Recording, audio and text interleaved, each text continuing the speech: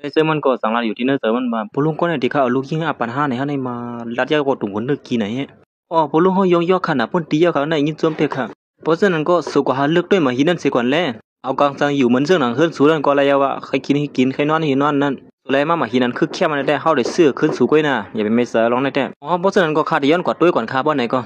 ยิงก็ได้สั่งถามปอเขาว่าด้วยเหมือนปอเขาไม่เขาในลองเหยอะเต้ในเนาะมันเป็นย้อนอีสังขารปอเอ้ย ปัวปอด้วยเขาในเปลี่ยนคนอันมีน้ำกาดมีรองตั้งกัดเขียนสายตาปอในอ่ำต้นพี่เปิงเสปอกคือเข้มปีเสือเนี่ยปอด้วยเขาเย้าเขาในอ่ำเสือกวนธรรมดาเหมือนเสือหนังเฮาวัวนั่นนะหรือเสียนั่นเย้าเขาเป็นคนอันมีน้ำเสือลีก้อนหนึ่งเป็นก้นก้อนถูกลิมืดคือก้อนหนึ่งเนี่ยเสียนั่นปอลูกในก่อสั่งให้ถามลูกยิงมันว่าเสียนั่นเย้าปอจังด้วยออกอยู่นะว่าลูกก็ไล่เจอเขาเหมือนกันสองเจ้าปอหันลูกด้วยถึงเขาเนี่ยเหมือนเปียกเปิงไว้ผู้ใจต่างก็ไว้เนี่ยปอดำต้นยำหันลูกฮิตจังในตกผู้ใจต่างก็ก่อนเนี่ยว่าเฮางงยาวหยอกบรรจำไหนเขาเป็นไต้ก้กันข้านั่นนึงก้อยเขาลูกหยอกเลียนคนต่างก้อะไรอยู่ก้อยเขาติมาหยอกเลียนปอเนี่ยมันไรนะลูกยิงลูกยิงก็ด้วยออกอยู่คิดกวนให้ด้วยก็ด้วยออกอยู่เยาว่าเฮ้นั่นเสสังไรตัดมาดีใจเซิงมันอันมาเลือกด้วยหมอหินเสียงเขียวอยู่นั่นพ้องเยี่ยมนั่นมันใส่ก่อสังไรปืดหมักตาเมียงม้วนเขียวมันเสกด้วยหมอหินลูกในและหันหมอหินลูกในกาขันมัน50,000ก้อยการนำแมดมันเป็น3 ล้านกำเหลียวโอ้หมอหินลูกในได้ไรน้ำตอนมันคือเข้มเตอเนี่ยข้าแต่เป็นสัตว์เทกำแล้วก็เป็นสัตว์เทกำในกว่าข้าเดียวหมอหินลูกในค่ะนะเฮ้นั่นเสมันใส่ก็สั่งไรมาหาเลือกด้วยหมอหินนั่นแทงอยู่เย้าหมอหินลูกในก็กาขามัน900,000น้ำตอนมันไรล้าน8ในก็กึ่งกามันอยู่มันใส่ก็สั่งลาดว่าเดียวหมอหินลูกในแทงในเย้า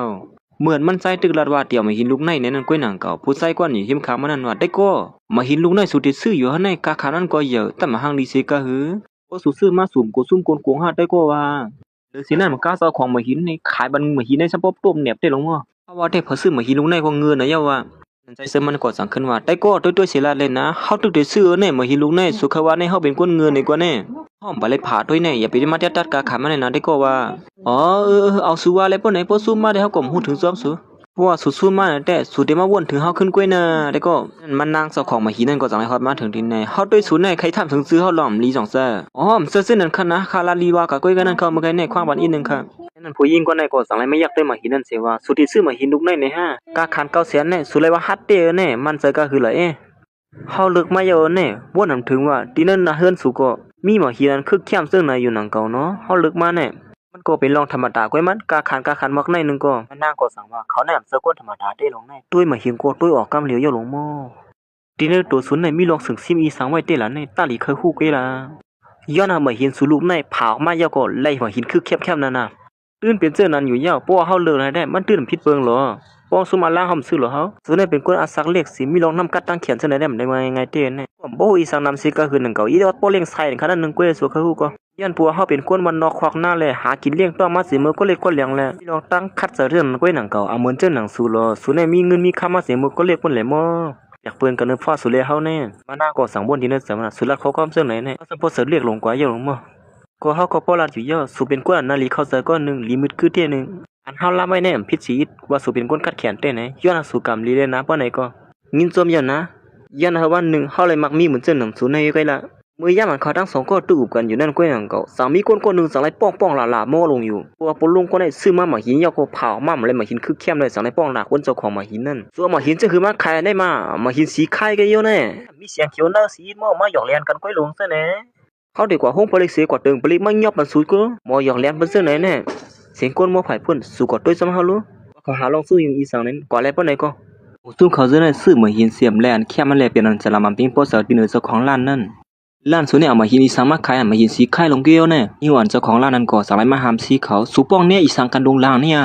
หินสุดเดียวมาขายปันเฮาเนี่ยมาหินเปียหลอกเป็นหลายเกลงตำเมียนเข้มเฮียนมาก็เขาซื้อมาสิเงินก็คือในจ่องสู้หือหายผู้ชายคนไหนก็สั่งละมันซุ่มขอส่งเงิน500,000อย่าเหมือนกันนังเก่าในเฮาเงินในเฮาตัดดีกว่ายึดยาปอเฮาในเชียงมัวจังหือละกำในไรอีสังไม่เปียเขาก็ฮู้ยุ่มซื่อหือตัดได้ซื้อมาหินมันในมันก็เลยได้คำซึกแล้วกูสูมันว่าไว้บุกูสูลีก็แลนเข้มมันสูก็ฮู้อยู่อ๋อที่เต้มันก็เป็นสูเฮาในไอ้แก๊กสุตังสาหกนเจ้าในไม่อยากซื้อเสียงเฮาก้อยหลงแน่เฮ้สุติบาเจ้าแหนมไรนะสุสานเฮ็ดปังป้อยอันไหนพะเพาก็เข้ามาซื้อแหลมเสื้อ5เฮาก็เข้ามาซื้อจำหนังเป็นแขกคนนึงเว้ยเน่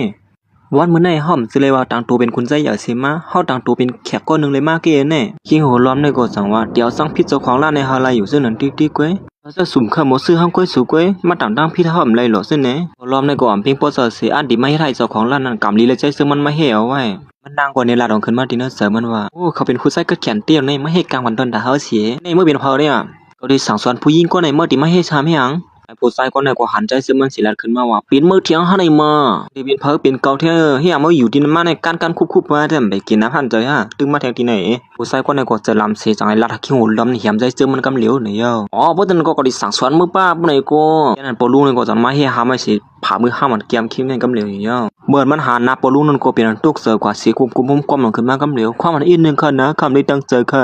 มุสุนสุรัตว่ามาเห็นเฮาเนี่ยเมียนแค่มันเสียอันในห้างเฮาบันเข้าย่ำสู่เฮาเลยเลือกรถเลี้ยวห้างสู่ย่อมื้อแล้วเนี่ยใจหนุ่มหมอนก็ในก็เลือกมาหินมื้อนึงน่ะหมู่ซุ่มสูเพราะว่าเขาผ่ามาเลยมาหินนั้นคือแค่มันแหน่เพราะว่ามาหินเฮาเนี่ยซื้อว่ามาหินเหมือนซื้อนอนสุรัตนั่นปีย้อนเปิ้นหมู่ซุ่มสูหมอซื้อห้างสู่ก้อยมันแล่นแค่มันเนี่ยเฮาได้ปันคือเงินสู่ก้อยไอ้ผู้ชายคนไหนก็เนี่ยลาดขึ้นมาว่าเงินนั้นได้ห้อมเขาเลยย่อมใครหือเต้ๆเลยมันก็สารัดขึ้นมาว่าเฮาเขาเลยบ่หินสู่นั้นตาครึ่งนึงนะบ่ซุ่มกันนะก็50นั่นน่ะฉะนั้นบ่รู้เลยก็สารัดว่าก็อะไรไอ้หนุ่มอ่อนเมื่อมาหินมันเลือกมาเมื่อไกลกว่าผ่านในบุซุนเขาหูเฮรู้ว่าบ่มาหินก็เนี่ยมันดีกะหือเนี่ยบ่มาหินเสียงเขียวก็ตั้งผากันแน่อ๋อครับบ่ลุงแต่เซมันก็สั่งเลยเฮาคนเจ้าเนี่ยเอามาหินเตียนมันเลือกไปอยู่นั่นกว่าผากำเหลียวอยู่ยาวที่ผาที่เลินตั้งค่ะล่ะผามุนสั่งไว้อย่าง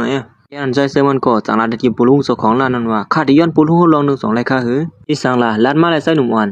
เมื่อไกไอ้ผู้ใส่ก็ในตาปลุงแหวมเจอค่ะหือพวกมาหินคันในเผามาย่อมีสั่งในนั้นเขาเดียวหินปลุงห้อครึ่งนึงในนั้นก้อยกะว่าพวกมาหินคาเลือกมาในเผามามีเข้มหลายไอ้ผู้ใส่ก็ในเดี๋ยวเลยคู่ขี้คู่ตรวจกำเหลียวค่ะนะว่ามาหินคันในแลนเข้มมันนะ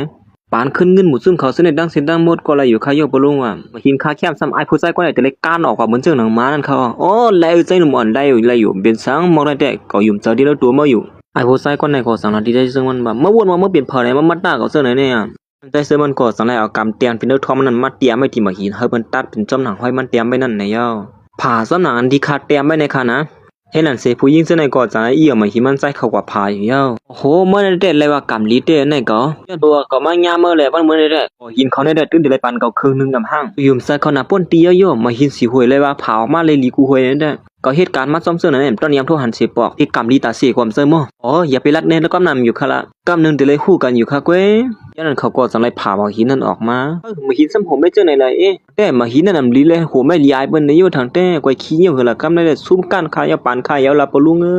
ว่าปานขายแต่เฮาได้หัวมือกันกว่าเขาเยาค่ะปลุงปลุงแต่เสื้อมันจังว่าซุมันเตอน่ะป่นตีโยเมื่อด้วยดีในแลเมื่อใครฮู้ก็